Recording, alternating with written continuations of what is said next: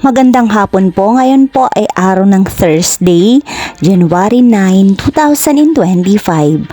At narito na po ang resulta ng ating 5 p.m. Visas o Lotto results today. At para po sa draw natin ngayon ay ang 3D Lotto at ang 2D Lotto. At para po sa Lotto More updates, pasubscribe na lang din po ako sa aking channel at pahit na din ako ng notification bell.